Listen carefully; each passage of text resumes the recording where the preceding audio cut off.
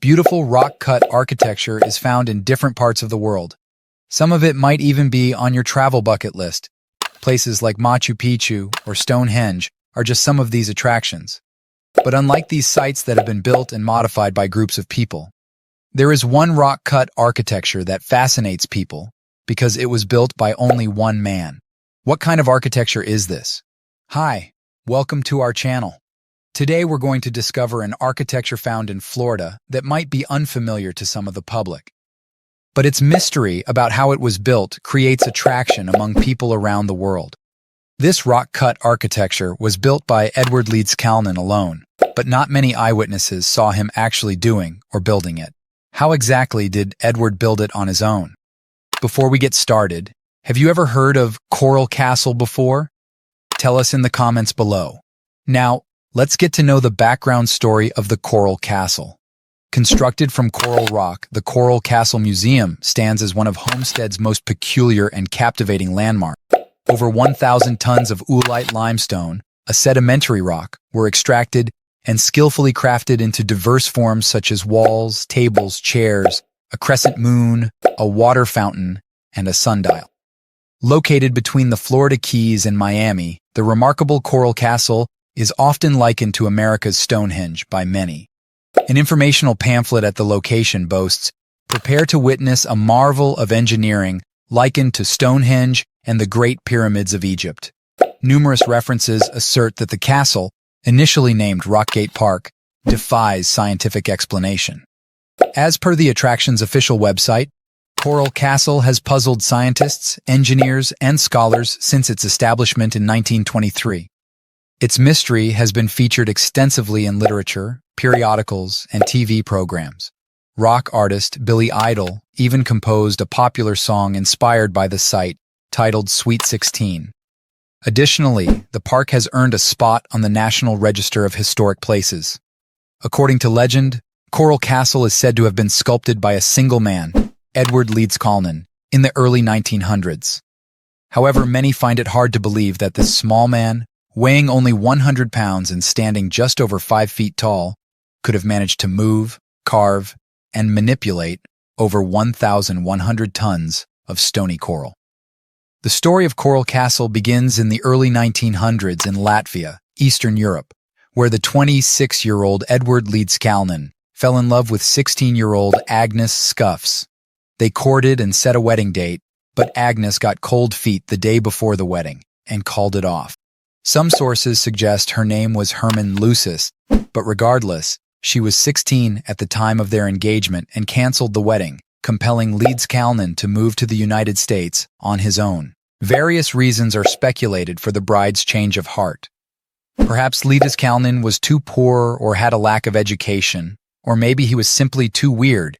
Devastated by his unrequited love, Leedskalnin immigrated to America and made his home in Florida City, a remote and secluded town located at the southern tip of Florida. There, he dedicated the remainder of his life to crafting a monument in honor of the woman he cherished. Starting in 1923, Leedskalnin started carving the coral discovered beneath the soil on his property. Over the course of the following 28 years, he meticulously and secretly shaped 1,100 tons of coral into an outdoor castle, which served as a tribute to Agnes. To maintain complete secrecy, he worked exclusively at night and meticulously filled the gaps between the stones and the walls, the heaviest stone weighing 29 tons, with smaller stones, ensuring that no one could peer inside during daylight hours. Even though the material he worked with was commonly referred to as stony coral, Leedskalnin actually used oolitic limestone, which is abundant in southeastern Florida. This plentiful availability likely influenced his choice of material for his construction. In 1936, Leedskalnin, troubled by the expansion of Florida City, opted to relocate the castle 10 miles north to Homestead. Remarkably, despite his small stature of about 5 feet tall and weighing only 100 pounds, he managed to move the castle, piece by piece, over the course of 3 years. However, the question remains, how did a man of his size manage to transport such large quantities of coral? Leedskalnin, believed to be a self-taught scholar of physics, held a deep fascination for ancient structures, like the pyramids. These marvels were constructed and assembled without the aid of contemporary techniques, inspiring his own methods. Another mystery arises from the fact that Leedskalnin consistently worked in the darkness of night, illuminated only by the faint glow of a lantern, ensuring that no one could observe his work. This secrecy made it nearly impossible to discern the methods he employed to complete his big project. What are your thoughts on Edward Leedskalnin so far? Do you agree that it was possible for him to make such a big castle on his own? Comment with your thoughts below. Now let's move forward to further understanding the mystery of how Edward built his castle all by himself. Whenever inquiries arose about the construction process, Leedskalnin claimed to possess extensive knowledge of weight and leverage principles. Despite the absence of advanced machinery for precise movement and placement of the coral, he managed each piece using rudimentary block and tackle systems fashioned from recycled car components. According to some beliefs, Coral Castle's location on the Earth's natural harmonic grid aided Leedskalnin in harnessing magnetism, levitation, and electrical currents. Leedskalnin was recognized for conducting electrical experiments and even authored textbooks, sharing detailed instructions on replicating his discoveries. Yet on a particular night, two teenagers chanced upon the construction and reported to the police that rocks were hovering in the air, resembling hydrogen balloons. Leedskalnin asserted that he didn't use any mortar. Nevertheless, no light could penetrate through the gaps where the stones met. Additionally, Leedskalnin hailed from a lineage of Latvian stonemasons and incorporated numerous Masonic symbols throughout the Coral Castle. Because of this, many speculate that occult Masonic practices provide the only rationale for the castle's formation. Curious neighbors even claim to have overheard him chanting incantations over the stones. In another account, Leedskalnin visited a nearby quarry one evening to purchase multiple tons of coral. When the foreman inquired about how he intended to load the coral into his old truck, Leedskalnin requested the man to face away. Moments later, when the foreman turned back, he was astounded to find Leedskalnin sitting in the truck with the coral completely loaded. Over a span of 28 years, he dedicated himself to building and relocating the castle to Homestead, completing the project in 1951.